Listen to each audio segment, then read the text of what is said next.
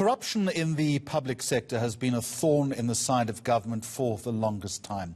President Ramaphosa now warning public servants that those linked to corruption need to go. He's been talking tough, but is he talking tough enough?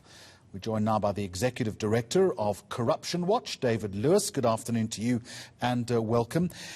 Are you sensing, after some very strong comments from President Ramaphosa over the past couple of days, that there is a greater or perhaps invigorated commitment towards fighting corruption in the public sector? Well, I've thought for a while that he has been making statements that suggest that he certainly wants to fight corruption. And, you know, the public service is... Very few acts of corruption occur without an interface between the public sector and the private sector. That's what corruption effectively is for the most part. So yes, you know, he's right to concentrate on the public sector. He's also, if you like, the boss of the public sector, and so, you know, one would like to think that his writ runs larger, if you like, in the public sector than it would if you were making the same comments about the private sector. Words, David Lewis, are one thing, but you've also got to sustain it, and you've got to make sure that the strong words are followed up with action. We have seen, in fairness, action in recent days, but it's a question of whether it's going to continue, I suppose.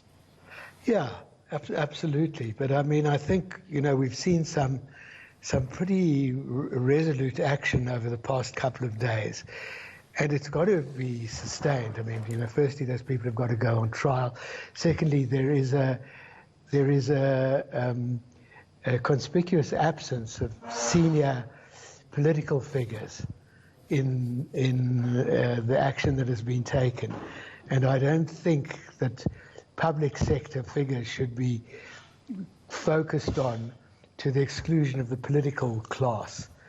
And that has been absent, although there have been some senior political figures. So yes, concentrate a lot of firepower on the public sector, but also on the political class and the private sector. And I think this has been a good week at the office, if you like. It's all very well to have a good week at the office, but you've also got to have the capacity to fight the problem, particularly prosecutorially. We've had the head of the eNCA in Parliament this week complaining about just that. There's not enough money to fight this problem. Yeah, well, I mean, absolutely. You know, I think the eNCA have been given more money.